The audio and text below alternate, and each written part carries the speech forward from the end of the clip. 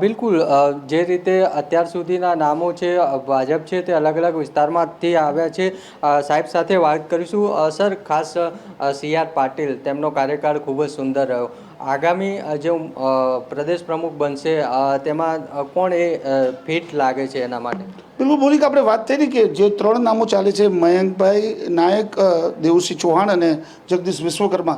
અત્યારે સૂત્રો જણાવી રહ્યા છે કે જગદીશ વિશ્વકર્મા ગુજરાત સરકારમાં રાજ્યકક્ષાના મંત્રી છે, એમનું નામ આગળ ચાલી રહ્યું છે. હવે સવાલ માત્ર એટલો છે કે અમદાવાદમાંથી મુખ્યમંત્રી અને અમદાવાદમાંથી તો પ્રદેશ પ્રમુખ, પણ આ શક્ય બની શકે જેમ આપણે પહેલાં વાત કરી કે સૌરાષ્ટ્રમાંથી પ્રદેશ પ્રમુખ અને મુખ્યમંત્રી હતા, એટલે એવું જરૂરી નથી કે એક એરિયામાંથી ન થાય.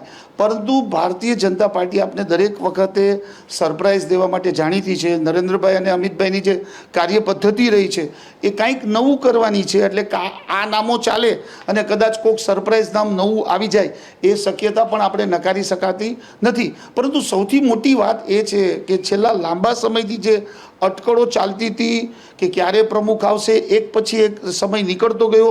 ગઈ દિવાળીથી આપણે આ વાતો અથવા તો સમાચારો વહેતા ચાલતા રહેતા હતા કે ભાજપના નવા પ્રદેશ પ્રમુખ મળશે. સી આર પાટીલ ખુદ એક બે પ્લેટફોર્મ ઉપરથી જાહેરાત કરી ચૂક્યા હતા કે ભાઈ મારા અનુગામી ટૂંક સમયમાં આવશે. એ ટૂંક સમયની વ્યાખ્યા આપણને નહોતી જાણવા મળતી. હવે છેવટે આ એક અવસર આવી ગયો. દશેરાનો આજે દિવસ છે. આવતીકાલે ફોર્મ ભરાશે અને 4 તારીખે ચૂંટણીની પ્રક્રિયા હાથ ધરાશે. એટલે ચૂંટણીની પ્રક્રિયા માત્ર ઔપચારિકતા બની જશે. કાલે જે આગેવાન ફોર્મ ભરે છે એની ઉપર નજર મંડાયેલી રહેશે. અત્યારે જો સૂત્રોની વાત સાચી માનીએ તો જગદીશ વિશ્વકર્માનું નામ સૌથી આગળ ચાલી રહ્યું છે. પરંતુ આજ બપોરથી લઈને આવતીકાલ બપોર સુધી ભારે સસ્પેન્સ રહેશે.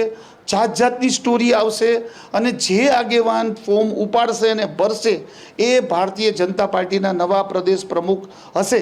હવે એ અમદાવાદથી આવે છે કે દક્ષિણ ગુજરાતમાંથી આવશે કે સૌરાષ્ટ્રમાંથી આવશે. અટકળો પહેલાં એવી પણ હતી કે સૌરાષ્ટ્રમાંથી શક્યતા છે.